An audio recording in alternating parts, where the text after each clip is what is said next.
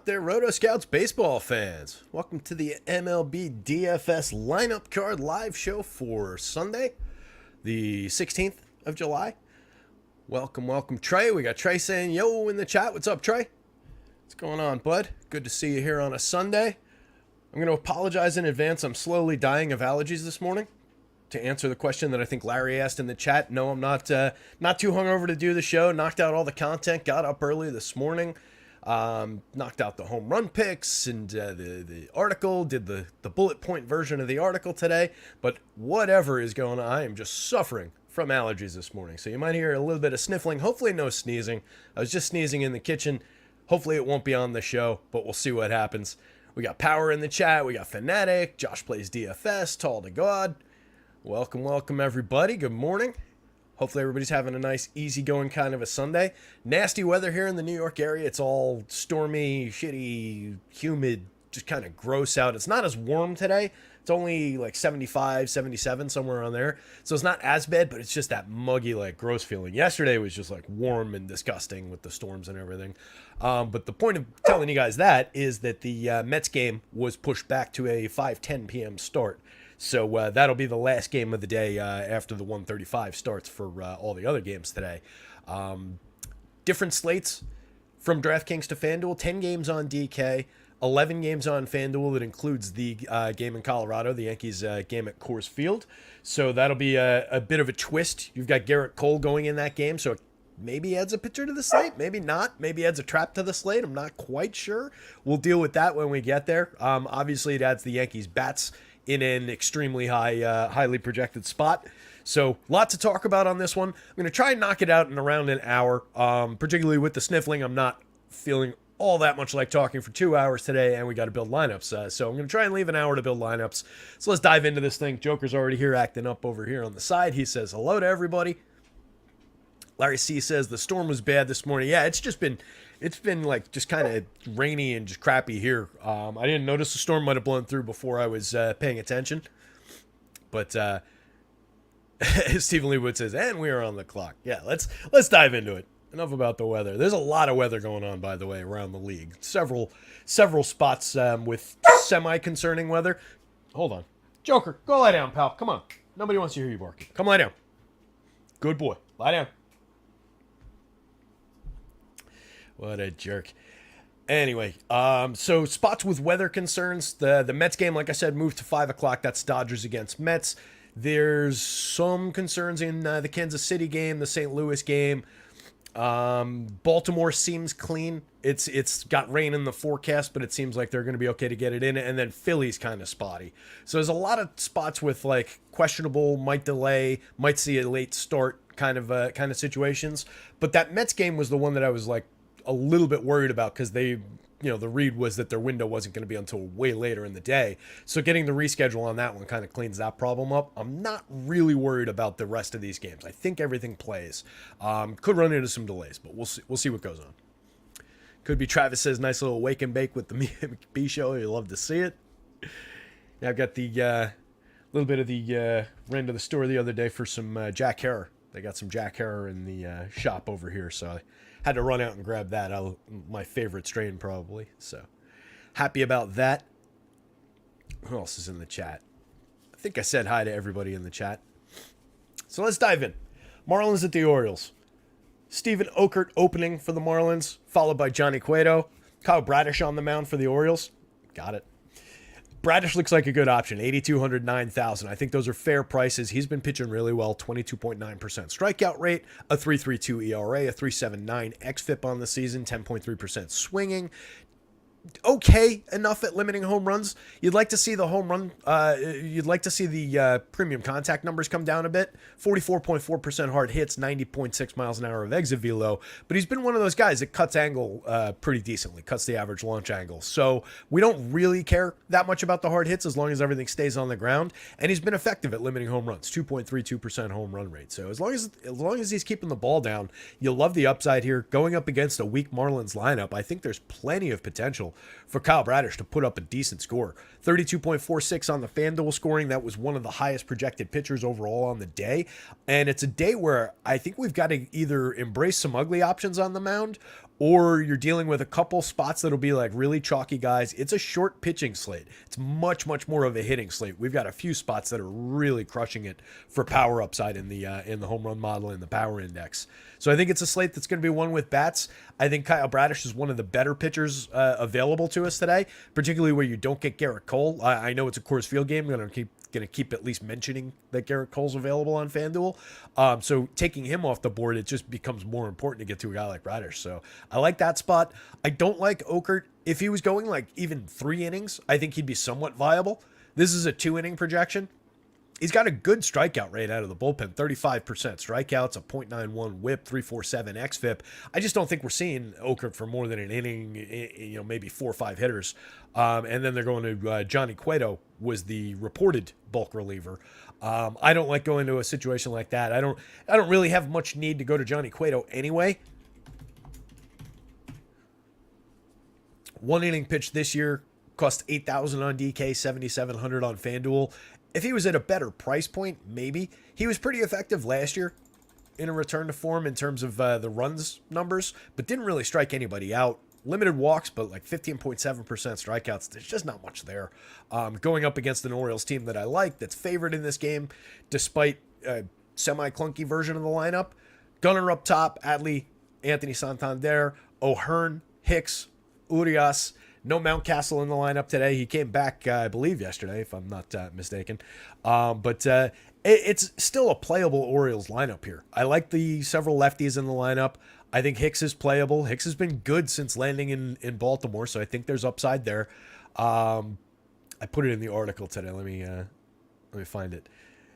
Since joining Baltimore, Hicks 255, 365, 472, 6 homers at 217 ISO. Not bad, especially when you get him for 2,600, 2,400 across sites. So that's a pretty good spot.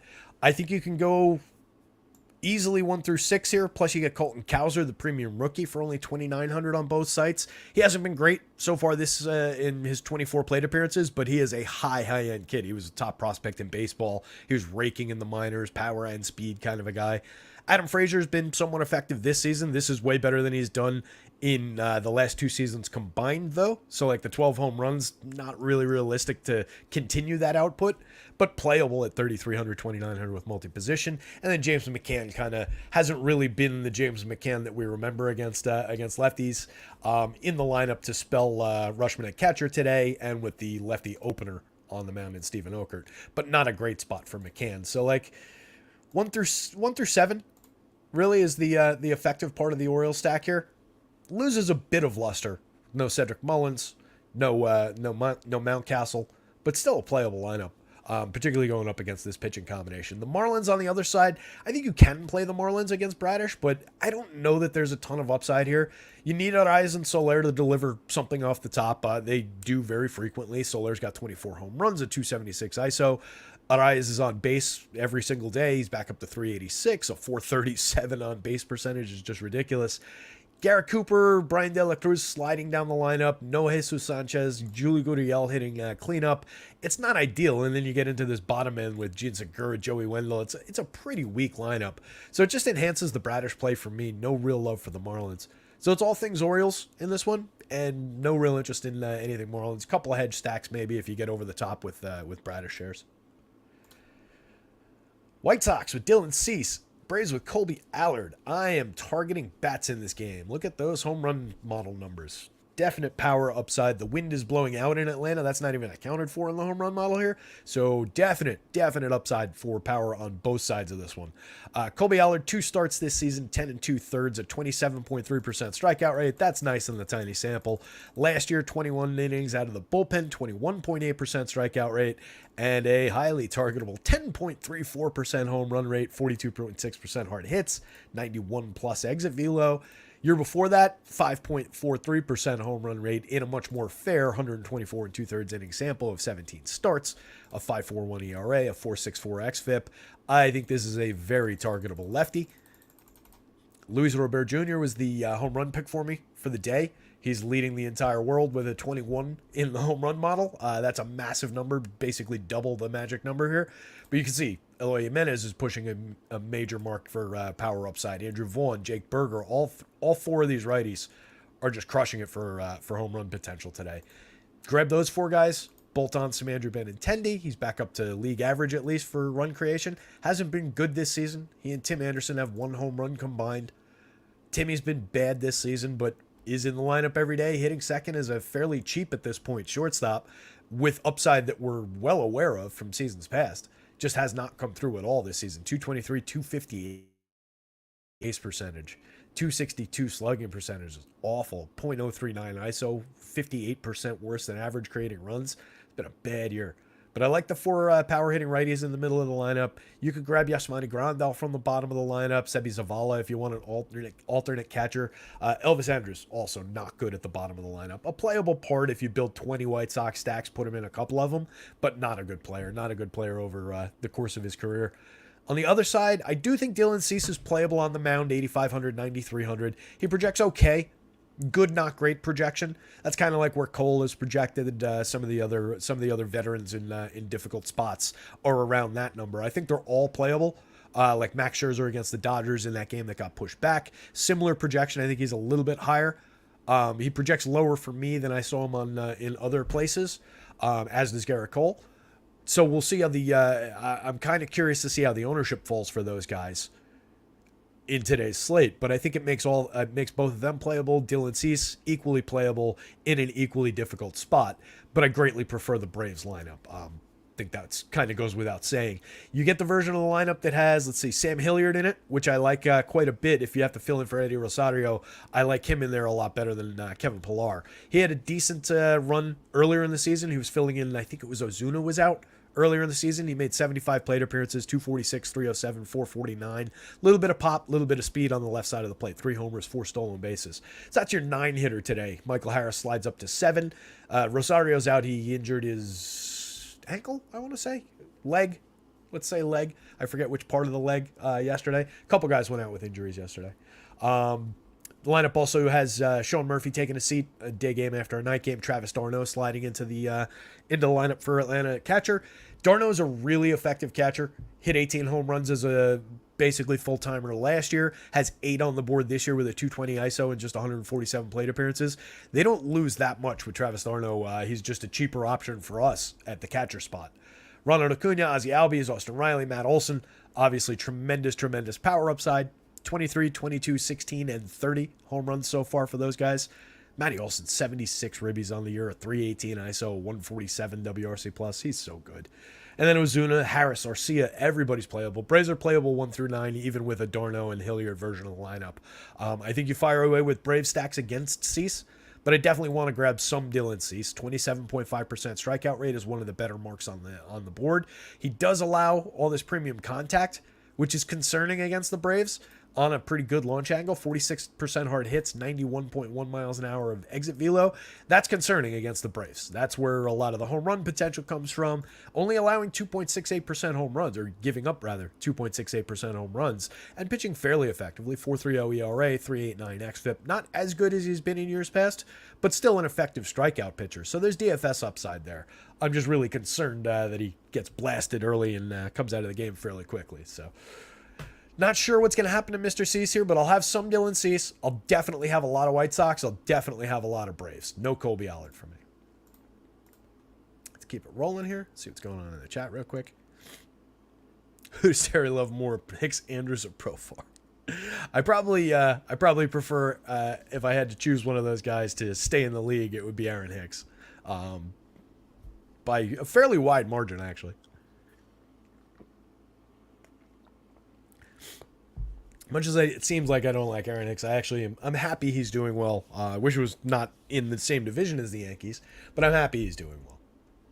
Never seemed like bad guy, just was not getting it done in New York, and with all the assholes, tourist fans booing him every day, it just was a bad situation. So let's dive into this one. Zach Wheeler taking the mound for the Phillies. I really like the spot for Wheeler. He's another one of these guys, though, that projects in that 25 to 27, 29 kind of a range on FanDuel, with a couple guys getting out a little bit ahead of him. Like spoiler, Zach Eflin is my highest projected pitcher in his matchup today. Really like that spot. But I think Wheeler's on the board just as much as some of these other like Cease. 9,600, 10,000 is about the right price for a matchup against the Padres. It's the Padres without Fernando Tatis, by the way. He's another guy that got injured yesterday. Also, I think a leg thing.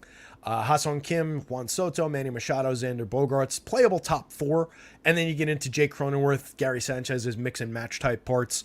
Flawed players. Cronenworth hasn't really produced this year. 89 WRC plus. Gary's a 0 or a home run. He's got 8 homers on the season and 143 plate appearances, but also putting a lot of zeros into lineups lately. 25.9% strikeout rate. We know what we're getting with Gary. And then the bottom 3 with Carpenter, Dixon, and Grisham are kind of weak, kind of low end. Grisham does have a 103 WRC plus, 9 homers, 9 steals. He's playable, much more so in my opinion than Carpenter or Dixon. But it's really about that top 4 if you're going to Padres stacks. What I like here for the Phillies is just Wheeler's just a very effective, good pitcher. He limits power upside and has over the course of his career. 2 years ago, 1.88% home runs. Last year, 2.14. This year, 1.81. Just very good at keeping barrels in check, keeping hard hits in check. Exit velocity, 85.7, 84.6. Up a little bit this year at 86.8 with 37% hard hits, but still very, very good at limiting hard hits, limiting premium contact. And he's a good strikeout pitcher. 26.9% strikeouts. Doesn't get himself in trouble with only 5% walks. So I like going to Zach Wheeler here against the Pods. I hope that the matchup against the Pods keeps his ownership down a little bit because I really like that spot. And I think he's fairly priced at worst and potentially a little bit cheap for his upside. So there's good ceiling here. Fanatic says top 4 are good, back 5 are trash. Yeah. I do think Cronenworth is a reasonable player. In other seasons, he's been fairly effective. But this year has been just kind of ugly for him. I do think Gary's a major league power hitter, but it's rough. Yeah, like I said, you know what you're getting with Gary. You're getting sub Mendoza-ish batting average, not much of an on-base percentage. If he was more the type to draw some additional walks, get on base at a better clip, he'd obviously be a better player. The Philly side of this, Kyle Schwarber drawing a premium home run mark yet again. 24 homers on the season, went deep yesterday after we talked about it on the show. Felt good about that one. Trey Turner, Bryce Harper went deep again yesterday. 4 homers on the season for Bryce. I think it's a highly playable Phillies lineup going up against Lugo here.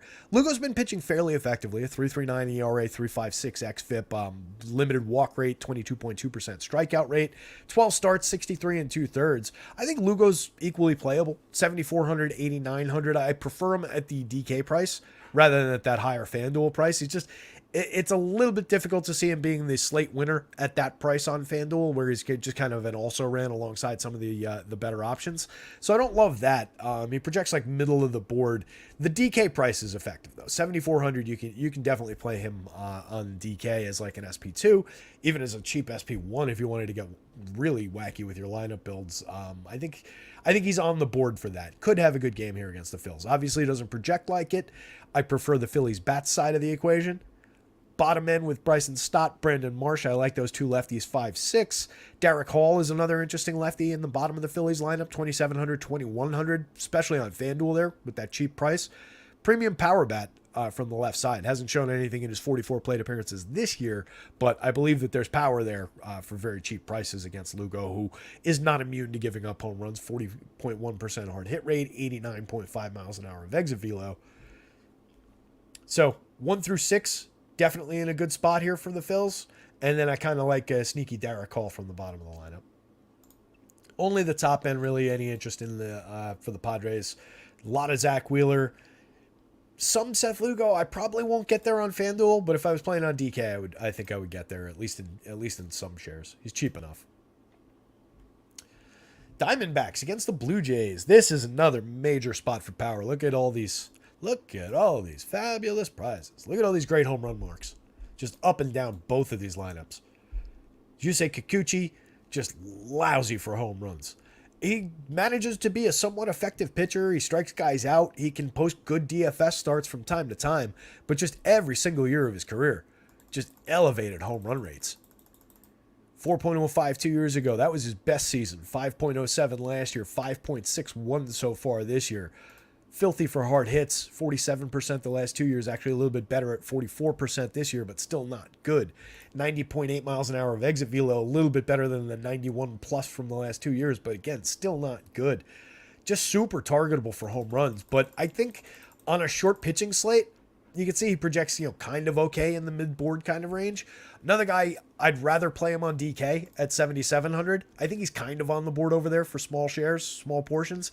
86 on FanDuel. He could go out and win you the slate. Decent enough strikeout rate to do that. But I don't love it against the low strikeout Diamondbacks. That's really the killer about this matchup, is all their good hitters are good at avoiding strikeouts. I didn't mean to highlight Evan Longoria there.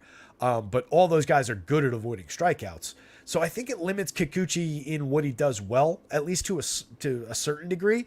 And I just think there's so much power potential for the Diamondbacks here that I'd much rather go to some of the Snakes bats. If I get burnt by not playing Kikuchi, so be it. But I don't think I need to go there.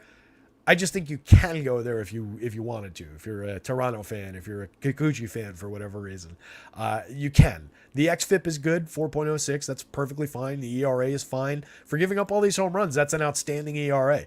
The 24%, the 24.5% strikeout rate is obviously very good. 12.7% swinging.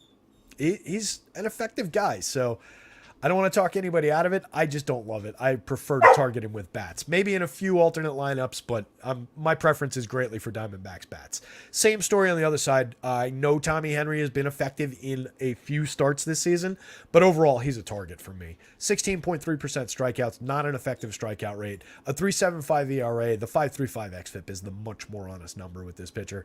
25.6% CSW is really low for a guy with a decent 10.5% swinging strike rate. Giving up 3.85% home runs despite limiting exit velo to 87 miles an hour, 30.9% hard hits. So just major number of mistakes in his 74 innings, 13 starts. That's where that's coming from. It's just a few mistakes that he's made, but it seems like targetable mistakes. And he gave up 4.88% home runs last year, 90 miles an hour of exit velo, 9% barrels. So it is in him to give up a lousy amount of home runs, and he's just not been an overly effective pitcher anyway. So I think we're targeting Tommy Henry with bats. I don't think we need to go there on the mound. He's only 65 on DK, so if you're inclined to do it, if you succeeded with him in the past, whatever the case may be, go for it, but not against this Blue Jays lineup for me. I'm much more inclined to lean toward the Blue Jays and all that home run upside that the model's seeing. Maybe it's a day where they just hit two two-run home runs or a solo shot and a 3-run homer or something, score 4 or 5 runs and don't have a massive DFS day. But they project really well for me here. So I'm going to George Springer, Bo Bichette, Vladdy Guerrero, Matt Chapman. Whit Merrifield went deep yesterday, 6 homers on the season, 19 stolen bases. A good playable part in that lineup just to keep the lineup rolling. Good correlated scoring piece for only 4,000, 3,000. Second base and outfield eligible on both sites. So I like Whit Merrifield there. You get the dual catcher configuration with Danny Jansen and Alejandro Kirk. So there's a lot of power at catcher in between those two guys. Santiago Espinal, Kevin Kiermaier at the bottom of the lineup isn't great. Kiermaier's had an okay season at the plate, 4 homers, 10 stolen bases, decent little triple slash. Not overly effective. He's here for defense, but you can slot him in if you build 20 Blue Jays lineups. You use him as a wraparound maybe, a couple times. But the quality is really from 1 through 4 with all the power there. And then these these 3 guys are playable. So this one is really bats on both sides for me. I love the mid-teens power from all of these guys. And Vladdy's in there with a kind of a disappointing 14 home runs so far, 174 ISO. We've talked about it a lot. His power is still here. His contact is still there. It's better than it was last year. So those home runs are going to come around. That ISO is going to come around.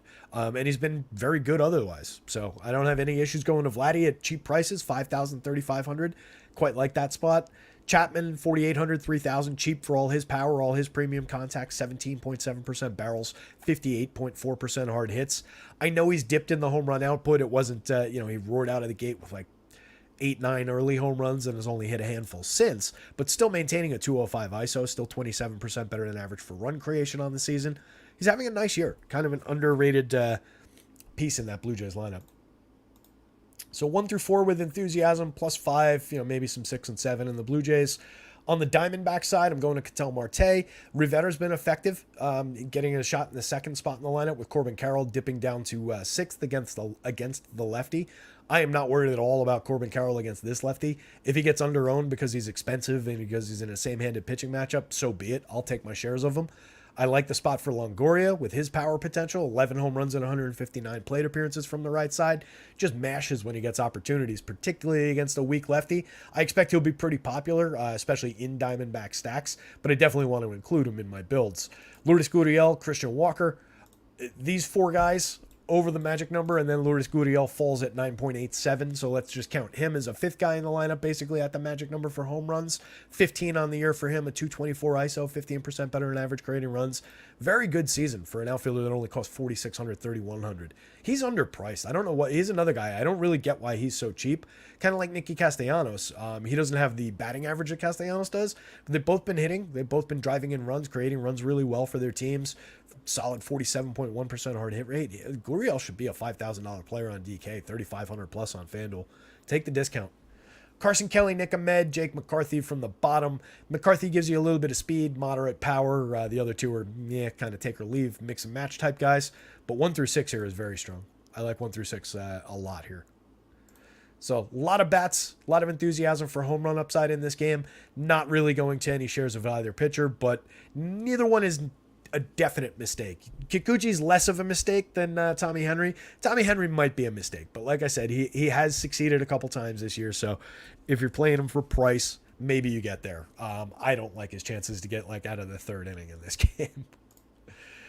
Dodgers and Mets. This one got pushed back like we talked about. Max Scherzer going up against Bobby Miller. Two very playable pitchers. I think Miller's maybe a little bit expensive on FanDuel at 95. Putting him on that tier with Max, where Max has a much higher ceiling and is projected better. I just would rather go to Max Scherzer, even against the Dodgers, than Bobby Miller for the same price. But Miller projects okay. Definitely very playable on the DK slate at 83. I like that quite a bit.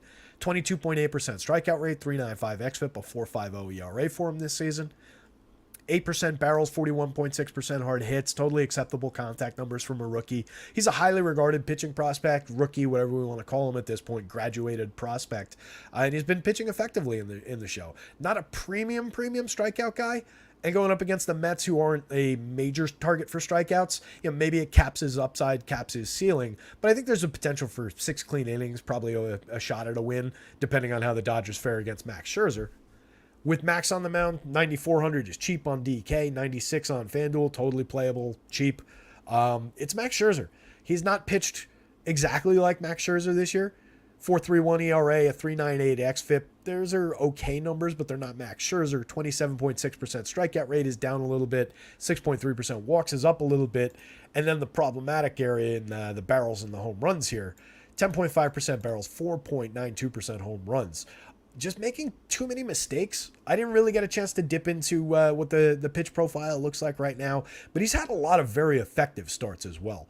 He's given up, broke it down in the article. He had 3 games where he gave up 5 earned runs, a pair of games where he gave up 6, and then the other 11 appearances were either quality starts or good outings where he came out after 4 or 5 innings for a variety of reasons. So I think at price, he's definitely worth taking a few shots with. I think you can and should take out shares of the Dodgers on the other side as a hedge position. It's also not great for the Dodgers. They're in similar positions. Max doesn't look great because it's the Dodgers. The Dodgers don't look great because it's Max.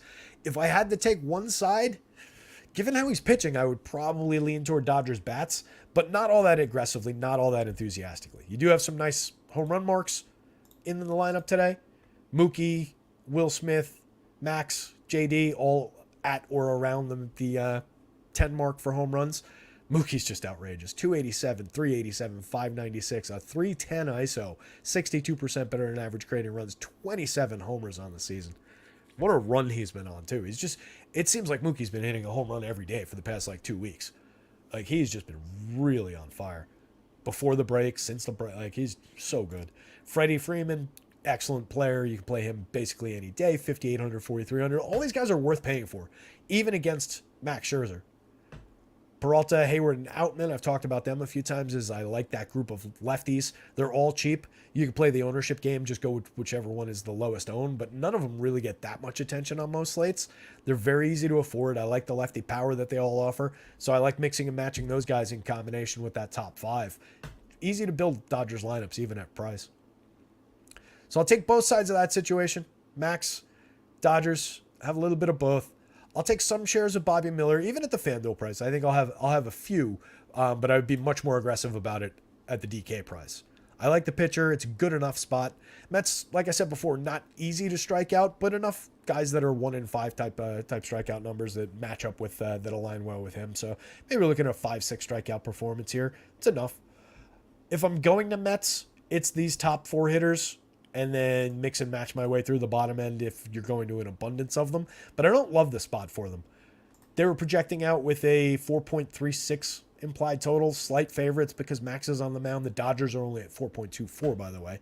So that just shows the the matchup conundrum that we deal with Max going up against the Dodgers. But the Mets, Nimmo, excellent leadoff hitter, 4,300, 3,300. He's another guy, too cheap.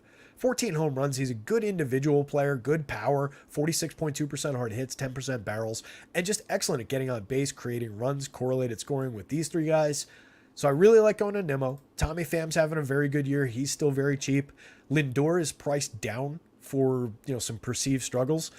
Some real struggles, I'll say. 235, 319. That's a non-Lindor-esque version of the front end of his triple slash.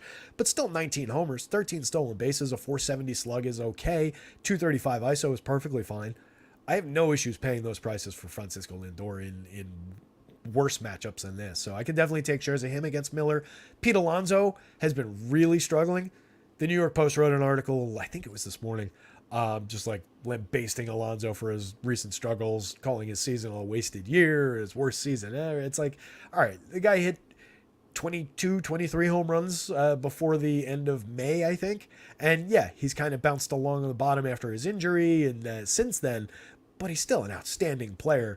And if he comes back to life, which he probably will over the next couple of weeks, he's still got most of July or a bunch of July, all of August and all of September.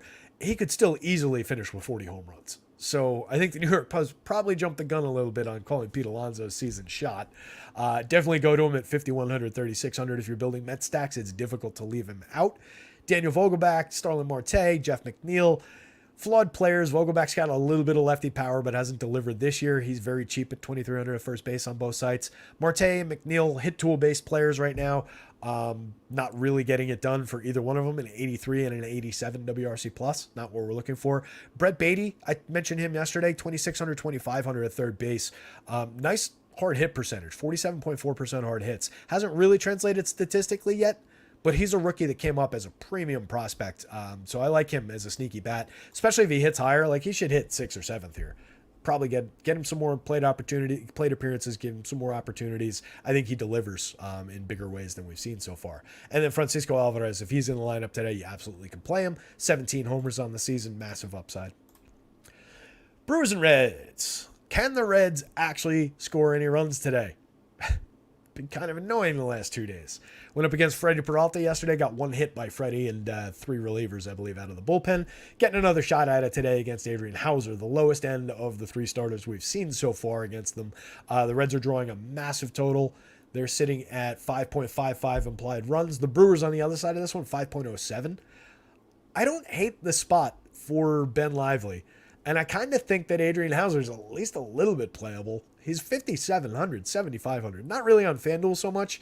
15% strikeout rate. Probably not going to give us the depth of start that we need on FanDuel. But a 57 on the DK slate, it's a terrible situation for pitching in this ballpark today with warmth and wind and all the different things in this bandbox.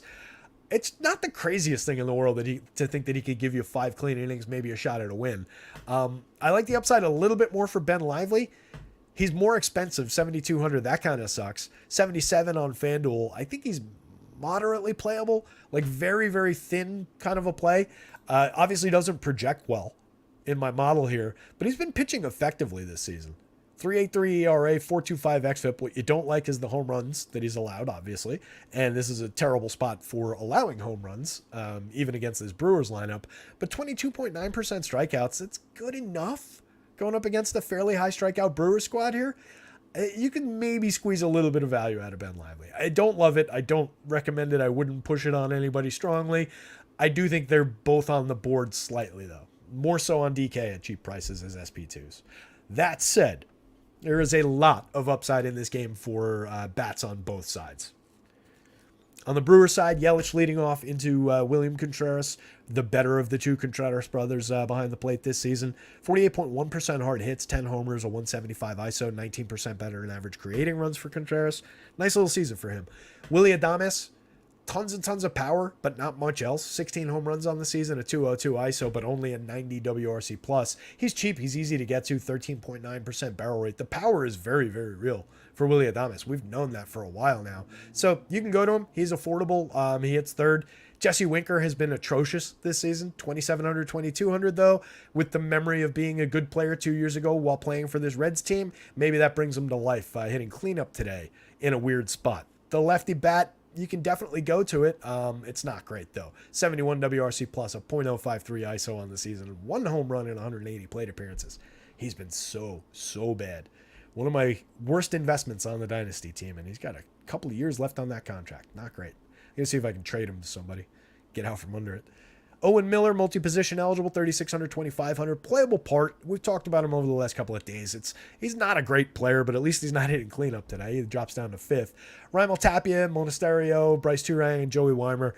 Again, playable parts, multi-position. Everybody's cheap. They've all got some skills, a little bit of counting stat skills in terms of home run upside, stolen base upside. Nobody's consistent in that group, though. Nobody's above average for run creation. The only two guys above average for run creation are Contreras and Christian Yelich up top. So like I said, it's a flawed lineup. I think there's at least a little bit of potential for Ben Lively to get through these guys a few times. The Reds on the other side, the more interesting of the two lineups, the better of the two lineups, have obviously disappointed us badly over the last couple of days, but we get the everyday version of the Reds lineup that I like quite a bit here. TJ Friedel leading off, a lot of speed, decent amount of pop, 118 WRC plus on the season, 4,200, 3,500. Very good price on DK. Arguably a little bit pricey, expensive on the FanDuel slate, but I like that 4,200 number on the DK board quite a bit. 5,400, 3,900, totally fair for Matt McClain and everything he does at the plate. 125 WRC plus so far, hitting for power, stealing bases. Jake Fraley, 4,700, 3,300, also fairly cheap on both sites. Nice little value score on Fraley across the board here. So you can definitely go to him. 11 home runs, 16 stolen bases on the season. Having a good little breakout year, over 269 plate appearances. Ellie, superstar Ellie, 6,200, 4,500. Burgeoning superstar, growing superstar, whatever you want to call him. Kid is very, very real at the plate. 4 homers, 16 stolen bases, a 117 WRC plus in only 143 plate appearances. Tied for the team lead with 2 other guys already in just 143 plate appearances. Fastest player in baseball already. Jonathan India, their best player over the last few years, cheap, 4,800, 3,500, totally playable, 13 homers, 12 steals. Dropped to 95 WRC plus, which is kind of interesting, but the on-base skills are still there, the counting stats are still there, so it needs to hit a little bit more for average get on base, I guess, a little bit more to push that up, but just a very good player at second base. Joey Votto, excellent option at first for power. Spencer Steer, you get him at third base and in the outfield on DK for 5,000. Outfield and first base, better buy on FanDuel at 3,600, but good amount of power, fair amount of steals, good hit tool. Stevenson and Benson, playable parts. The Reds lineup plays basically 1 through 9 today. I really like this lineup day to day. Like I said, they haven't been effective. They burnt us over the last couple days, but that's not a reason to not go back there today. Vegas likes them today. Vegas likes the bats much better than the pitching on both sides of this one. I think it makes total sense. But like I said, at price, you can get to a little bit of these pitchers, just as sneaky dart throw type values. Not much. Not much. Don't go over the top with it. Maybe a few darts. Let's see what's going on over in the chat. We're rolling along. 12:08. Only a few games left. Larry C says trade him to EMAC. Hope EMAC isn't watching the show, though. I hope EMAC is watching the show. What's up out there, old pal? EMAC's no sucker. You can't pawn players off on EMAC. EMAC pawned Sandy Alcantara off on me before his worst season of his career. Thought everybody in the league was like, oh, Terry ripped him off. He made such a good trade. I got Sandy Alcantara for Brandon Lau and Anthony Rendon, neither of whom have played much this season, both of whom have been up and down, but 2 players I believe in. I was saying that it was like a kind of a trade because Alcantara, with all the things we've talked about with him, but obviously EMAC won that deal. I've since traded Alcantara away in that Luis Robert trade. So overall, I kind of feel like I came out ahead having made that second trade now, but it took a while to get there. Anyway, the Rays, ridiculous potential. Rays are the top projected team on the stacks board today, slightly ahead of the Atlanta Braves. think it makes total sense. The Rays are the oddly lower ranked in terms of the home run potential, but that's including a 0 in that projected lineup from Jonathan Aranda, who cost the dead minimum. I'm not sure. Did we get the confirmed lineup here for the Rays? Probably did. We did. Aranda hitting 7th in the confirmed lineup. So let's drop this in here real quick. So I think the Rays have a little bit more power potential than what the model might be showing, but I just love their opportunity for run creation against Singer here. And Singer hasn't been awful for home runs. Only 2.35% home runs, despite 92 miles an hour of exit velo and 51.9% hard hits. That is super targetable with Rays bats. So I love the Rays for sequencing, for hitting a bunch of doubles and driving in a ton of runs. You can see they project really, really well in the model here. All these guys are affordable. All these guys are high end. They're all having great seasons. So total interest in the Rays. Probably beyond even what the, like I said, what the power potential shows. Believe in the fantasy point projections. So breaking it down, Brandon Lowe off the top, back in the lineup, 9 home runs on the season in 222 plate appearances, hit 39 home runs as a second baseman 2 years ago. Definite power potential there. Wander Franco's a star. Randy Rosarena's a star in the outfield. 16 homers, 10 steals for Rosarena. 11 homers, 28 steals for Franco. Both very, very playable. Luke Raley having a really nice little step forward kind of a season. 15 homers, 10 stolen bases. 59% better than average creating runs in 248 plate appearances. Lefty, gives you first base and outfield eligibility on both sites for good prices. Josh Lowe, 4,900, 3,400. Another guy just super effective. Double-digit home runs, double-digit stolen bases for half this lineup. Isaac Paredes has been outrageous this season with 16 home runs on the board at 235 ISO. Just a really hard-hitting kind of a guy, despite not having it in the actual contact profile, manages to hit home runs. I'm not exactly sure how he does it, but he just hits home runs. So love getting to that bat. No Jose Siri in the lineup, unfortunately, today. He's another guy just having a killer season. Manny Margot, Francisco Mejia, and Aranda at the bottom end. Not great in terms of the bottom end. Aranda's a decent prospect, though. Dead minimum on both sites. First base and third base on DK, second base on FanDuel. High-end hit tool, high-end or moderate power. Like in traditional scouting, I think he's like a 45, 50 grade game power type of a guy, but a good, highly regarded hit tool. So I expect more from him than we've seen so far. Only 12 plate appearances. Don't discredit him fully. And at the dead minimum, you definitely want to go there. Probably a little bit more potential for a home run than a 0. That's just something in his stats that doesn't drive a home run projection for him yet.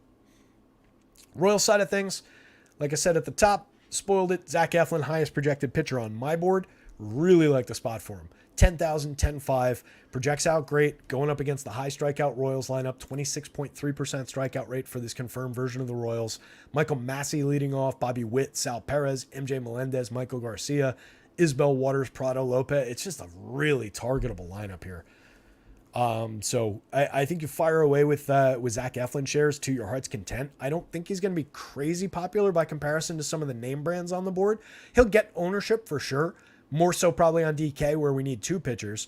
But I like the opportunity for Eflin to lead the day here, especially with all those other good pitchers in tough matchups or pitching at Coors Field. Really like the spot for Eflin. 3.25 ERA, 3.05 xFIP on the season, 26.2% strikeout rate. He's produced right there along with all those premium starters. Only a 3.7% walk rate, so he's competitive with Wheeler and similar guys for low walks. 0.99 WHIP on the season. Excellent swinging strike rate in CSW. Really like what Eflin's done this year and love the opportunity for him in this spot. So it's a great spot for him. I don't really need to go to any Kansas City shares. If you want to, I would grab shares of Massey in the leadoff role as a lefty. Witt and Perez are no-brainers. And then MJ with all his premium contact, but doesn't deliver, like we say, basically every time we talk about him.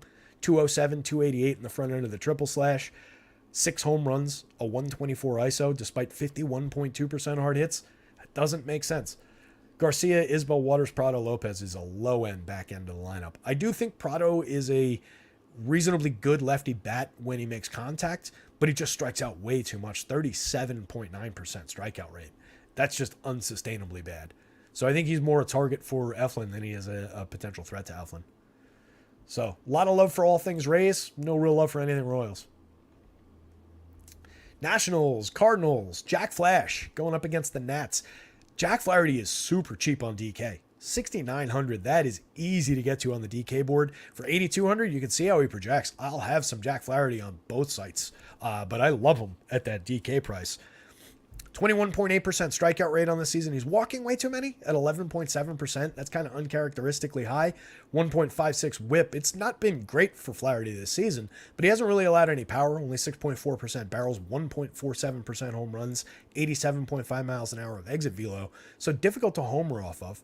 4.27 ERA is okay. 4.45 xFIP is perfectly fine. League average-ish kind of a strikeout rate. So up against a weak Nationals lineup as a right-handed pitcher, I think there's tons of upside here for Jack Flaherty. Pitcher that I've seen succeed, has succeeded in my lineups over time. We've seen him pitch better than he has this season. 2 years ago, 26.4% strikeout rate, 3.22 ERA, 3.96 xFIP. Gave up more power, more home runs that year, but struck out way more. So I think somewhere in between is probably where the truth lies for who he is now after injuries, etc., and missing time. But I think he's better than a $6,900 pitcher. Let's say that much, particularly against this Nationals lineup. I don't really want any shares of Nats. A few, maybe, if Flaherty's popular at that price, particularly on DK, maybe you grab a few shares. And if you do, it's Lane Thomas, it's Eimer Candelario, maybe some Meneses. Kiebert, if he's in the lineup, is effective enough as a catcher. We probably have these two. I keep forgetting to check back for the confirmed lineups. Where is this game? Oh, cards are confirmed. Nationals still not confirmed. Let me grab the cards and drop it in while I talk about this. So, as I was saying, no real love for the Nationals regardless of what form that lineup takes. You can grab a few if you want to attack Flaherty's low strikeout rate with a low strikeout squad. That's the one thing they do well. Maybe they limit him a little bit in terms of his strikeout potential, but I like him to succeed here. I like him to find some clean innings. On the other side of that one, Cardinals. Another team showing a ton of power upside here. Did I? I just dropped that into the Nationals. Dumbass. Cardinals. Showing plenty of power potential. 4 guys in the confirmed version of the lineup now with better than a 10 in the home run model. Goldschmidt, Arenado, Nolan Gorman, and Paul DeJong actually up over 10 in the over the magic number in the home run model. And then Jordan Walker at a 9, Lars Nootbaar at a 9, even Brendan Donovan in the leadoff role at 8.5. A lot of high-end power index marks going up against Josie Gray here. Josiah Gray, effective pitcher this year. I won't say that he's bad. I won't say that he's a massive target as much as he was the last couple of years. Last year, 5.86% home runs in 148 and 2/3. Year before, 6.19% in 70 and 2/3. Limited starts that year. Is a decent pitching prospect who's developing into an okay, serviceable league average-ish kind of a pitcher. But I think with these cards, with the excellent pricing up and down this lineup, I think we can attack Josiah Gray here. Cards projected out really well for me in the model. They were the 8th ranked team overall by projections, 2nd ranked team by home run upside overall today. So really like the spot for St. Louis.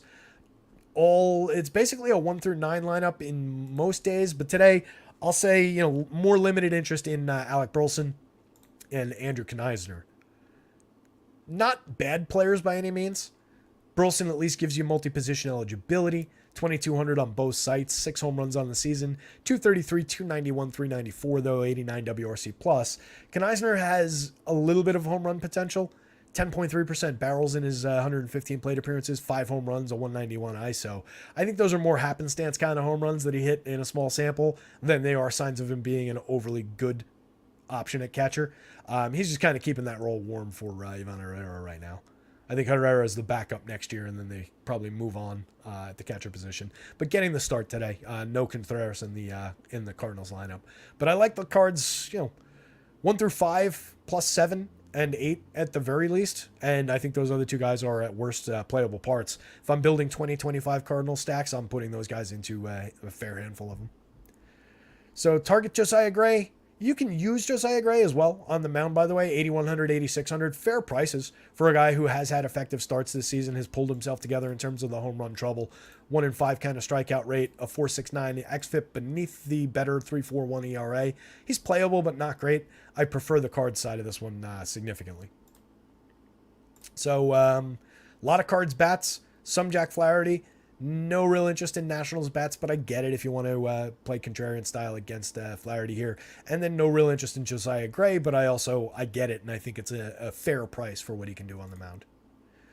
Last two games for the DK gamers, 12-19, not too bad on the clock. 1:35 start. We've got the Red Sox and the Cubbies. This is an interesting one. The wind is blowing out aggressively at Wrigley Field, having an impact on the numbers in terms of the Vegas numbers, the implied runs. I'm just stalling while I grab the Cubs lineup here. So the Red Sox come in with interesting version of their lineup. The Ref Snyder leadoff version of the lineup. That's okay. We've talked about it a number of times. He's a hit tool oriented, on base oriented, utility man, journeyman of a player. But when he's in the leadoff spot rather than the 3 spot against the lefty, it at least makes sense. So effective table setter ahead of Justin Turner, Rafael Devers, Adam Duvall, Yoshida. I like that part of the lineup. But the issue is Justin Steele, even with the wind blowing out, not bad for allowing home runs. 1.09% home runs this year, 30.8% hard hits, 5.7% barrels, 85.6 miles an hour of exit velo. Just doesn't give up a lot of premium contact. You still need to square the ball up and make good contact to be able to hit a home run, even if the wind's blowing out. So I don't love the spot for Red Sox bats. They were projected at like 4.5 last I saw in Vegas. 4.46 implied runs. The Cubbies are at 5.30 in their matchup. I prefer the Cubs bats side of this equation, and I think I like some shares of Justin Steele. Like I was saying, 3.9% barrels last year, 1.56% home runs, 33.3% hard hits. Year before gets into a smaller sample, gave up some home runs that year, but still only 35% hard hits, 5.7% barrels. This feels like just some happenstance in a 57 inning sample. So I think Steele is demonstrably good at limiting home run upside, even with the wind blowing out. And if that checks his ownership a little bit, I'm kind of enthusiastic about it. 9,800, 9,700, good 22% strikeout rate, only 5.2% walks. He's an effective pitcher.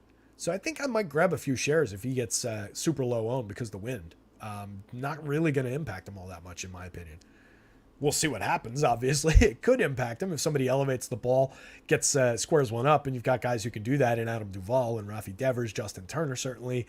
The bottom end of the Red Sox lineup with Jorge Alfaro, Kristen Arroyo, Connor Wong, Yu Chang. Gets a little bit low end, but Alfaro has the idea of power potential at the plate, formerly highly regarded power hitting catcher prospect. Never really arrived fully in the show, but cheap at catcher if you want to go there. A little bit of a power threat, but I don't think they elevate the ball too much. I don't think they square it up all that frequently here against Steele. Cutter Crawford, on the other hand, he's pitched well, but I think he's a lot more targetable for power potential here. 3.98% home runs so far, 8.9% barrels. 87.7 miles an hour of exit velo is good. 35.8% hard hits is quite good. 23.1% strikeouts is very effective. He's not had a bad year. At 5,500, 6,900, I think he'd be much more in play in better conditions. But if you wanted to take the risk, if you're not inclined to worry too much about wind, about weather, and hitting conditions, he's perfectly playable at those prices if you take that off the board. It's not like Chicago's been deadly good for power anyway this season. 2 guys in double digits for home runs. Chris Morel with 15, Cody Bellinger with 12. Other than that, it's kind of a non-threatening lineup. Ian Happ has more power than he's shown this year, but he's only hit 7 home runs, a 136 ISO this year, not really squaring the ball up at all. 3,500, 2,900, I like getting to Happ in my Cub stacks, and I'll have some Cub stacks for sure. They're showing a little bit of potential for power. They're obviously pulling a good run creation mark in Vegas. So I think there's potential for the Cubbies in this matchup. But I don't know if I like it as much, especially if they start to get popular. I want to have some shares of like Morel, Happ, Cody Bellinger, Seiya Suzuki, even John Gomes, 3,300, 2,600, very cheap for his power potential behind the plate. So the Cubs are my preferred side of it. But if they get crazy popular or even like a little bit popular, I think they're easy enough to get away from and just go to some of these other spots that I like equally or a lot better. For power upside, for home run hitting, for run creation that are similarly projected for runs. So interest in the Cubs, but not over the top enthusiasm despite the good Vegas projection. That's my preferred side of it though. So Justin Steele, yes. Cubbies, yes. Boston stacks to some degree. Yes, I think you can throw in a handful of them. I don't think they're bad, but I don't love the upside for the Red Sox. No interest really in Cutter Crawford for me, but I get it at the $5,500 DK price. 6,900 on FanDuel. I just don't see it. There's too many red flags in this spot that I just don't see it at that price on FanDuel with a lot of other options for mid-range prices with similar or higher projections. The DK value price is pretty strong though. All right, let's move on from this one. Last game on the board for the DK slate. Guardians against the Rangers. Let's see if we've got lineups. We do. Let me grab those. Another spot with a red flag for weather on the Schmabs site. I think this one was okay. Oh, no, this is in Texas. What am I talking about? We're fine. No concerns there.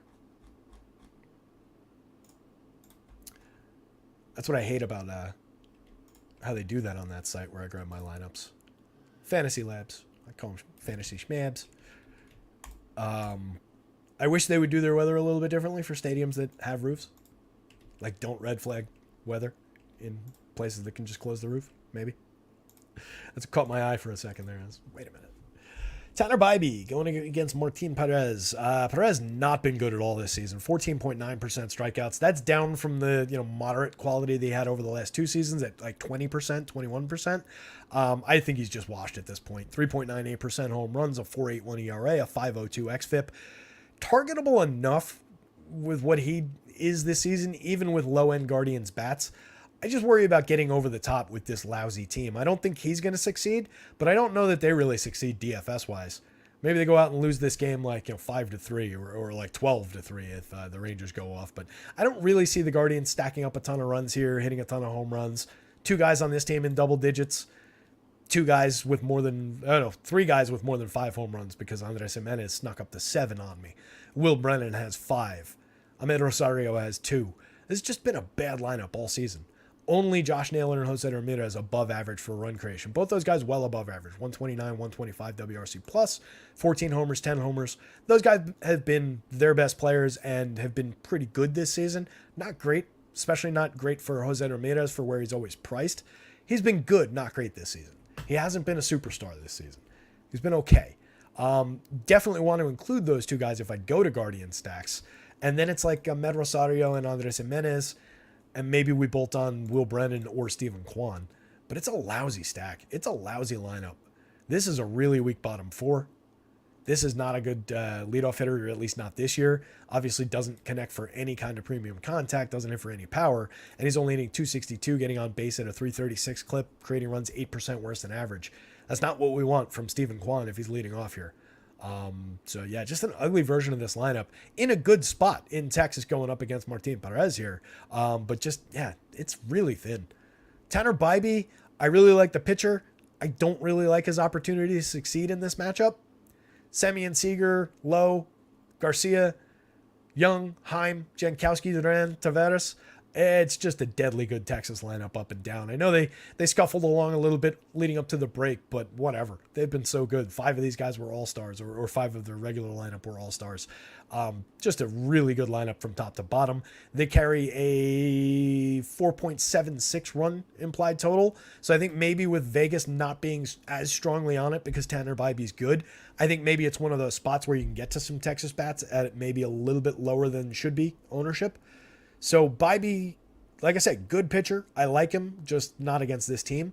3.34 ERA, a 4.39 xFIP, striking out 23.7% in his first 13 starts in the show. Definitely a good young pitcher. 9% walks is targetable with this team, though.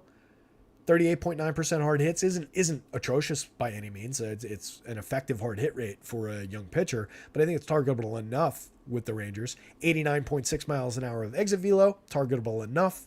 Not giving up a ton of home runs, not giving up a ton of runs by any means, but Texas right now is better than he is right now, I guess is what I'm struggling to say. 8,700, 9,200. I wouldn't begrudge anybody any shares. I just don't think I'm going to go there. I wouldn't tell you you're making a mistake because he's good. Good pitching can overcome good hitting in a lot of cases. I just don't know that he's that guy yet. So I think maybe let the field have their Tanner Bybee shares, and I'll go to Texas bats on the other side. It's a playable lineup from 1 through 9 most days. Travis Jankowski, you can take or leave, hitting 7th today. He does have a 145 WRC plus in his 161 plate appearances, though. 13 stolen bases, getting on at a 425 clip in the small sample. So he's been effective at least. Duran and Taveras rival the Braves, 8 and 9 hitters, who I think are the best 8 and 9 hitters in the sport. But these two guys are probably next on that list. Ezekiel Duran still triple position eligible for 3,000 on the FanDuel slate. Love that spot, particularly with Arcia losing his triple position eligibility. That becomes even more valuable. So Rangers bats, yes. Tanner Bybee only in small doses if you're going there at all. Guardians bats, sure, begrudgingly, sure. They're only at a 4.35 implied total, by the way. So Vegas agrees. Like, there's just not a lot of upside in this lineup. But as a differentiator, as a spot to drop into a few shares, sure, across 150 lineups. They certainly wouldn't be one of my first 10 lineup builds if I'm building 10, 20 lineups for a tournament, or like if I'm playing like a 3 entry. They would not be on my list. But up against Martin Perez, there's at least going to be a lot of contact available. We know that much, but not great. Last game on deck for the FanDuel gamers. DraftKings gamers can punch out. It's 12:30. I understand if you guys want to go build lineups. Hit that like button on the way out. We have to have a little conversation first for the FanDuel gamers about Garrett Cole, though.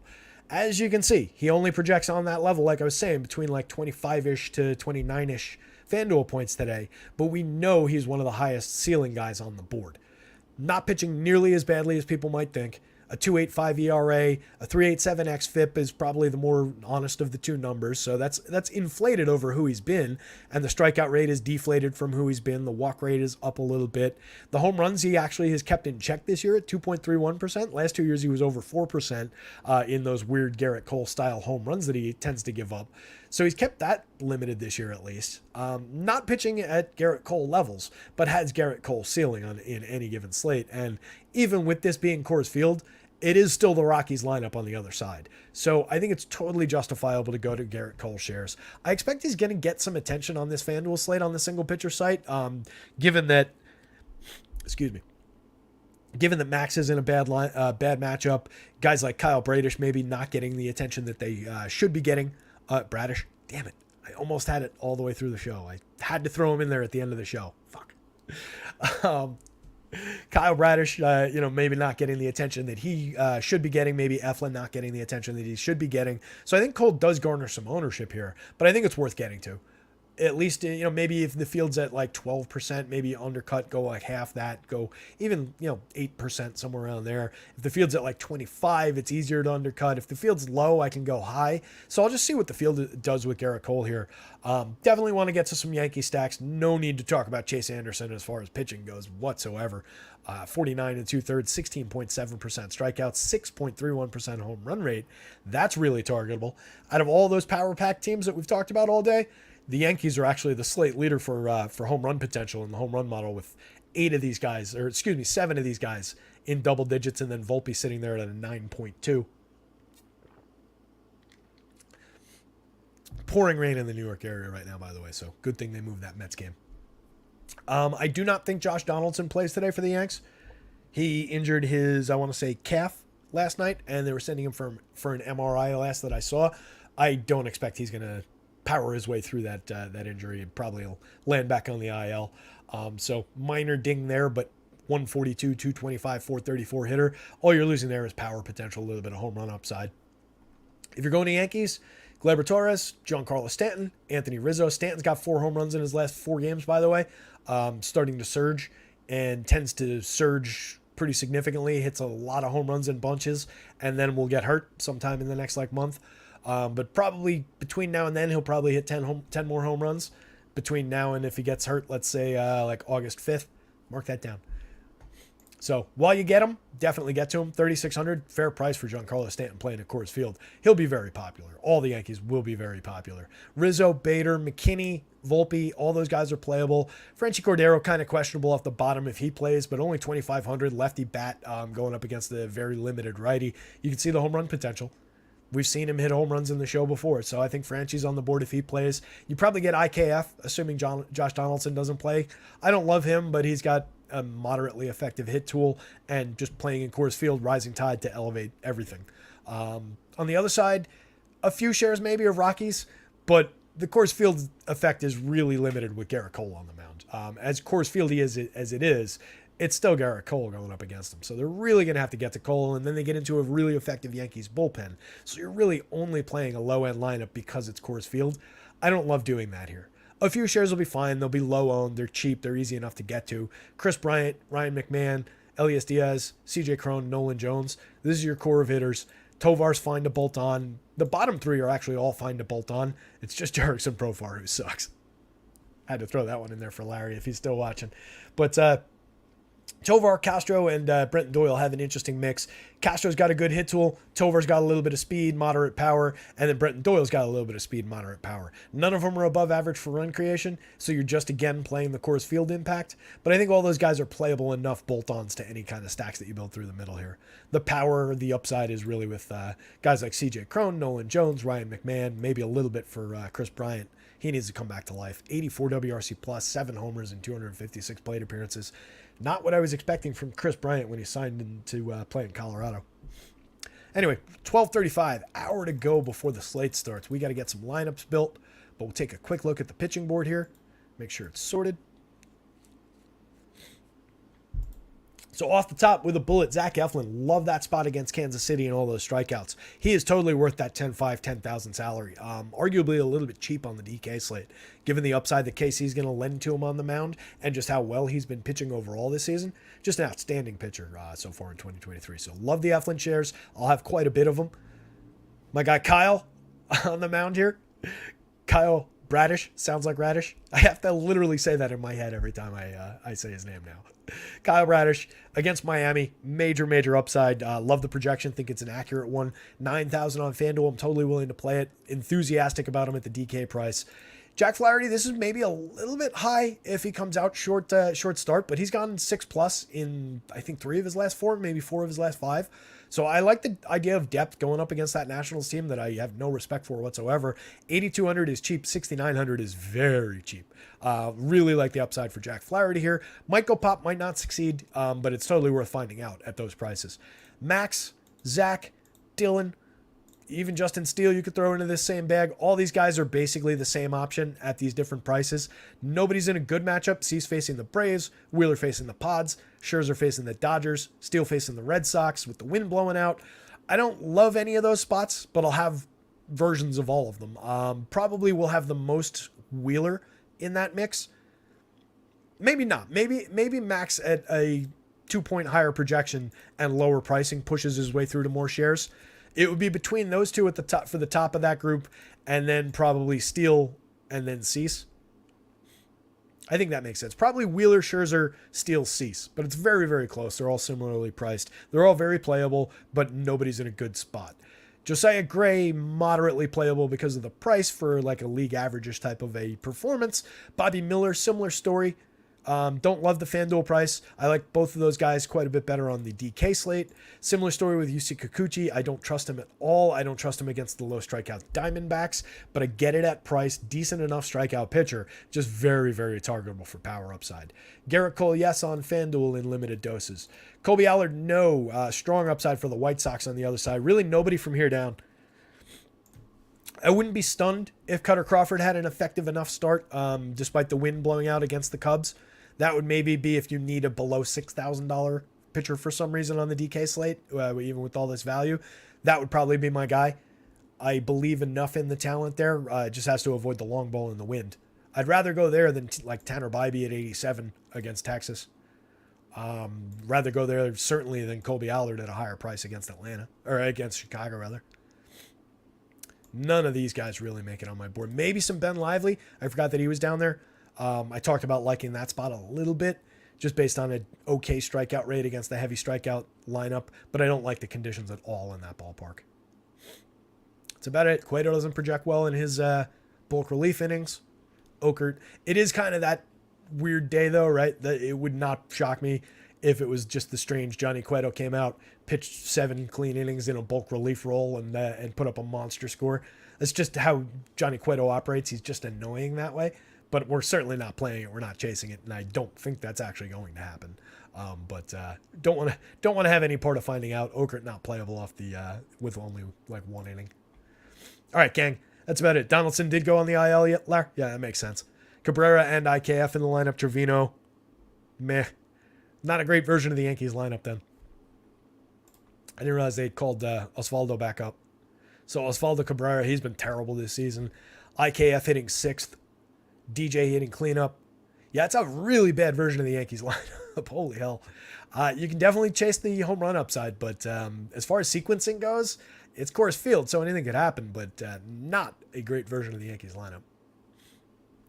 All right, let me punch out of here, go build some lineups. Good luck out there, everybody. Hit the like button. Hit the subscribe if you haven't already. Click into the Discord. There's a link for the Discord in the description down here. Jump into the Discord, totally free. A lot of good stuff going on in there. People talking all through the night about how their slates are going. People asking strategy questions, talking about lineup builds before lock.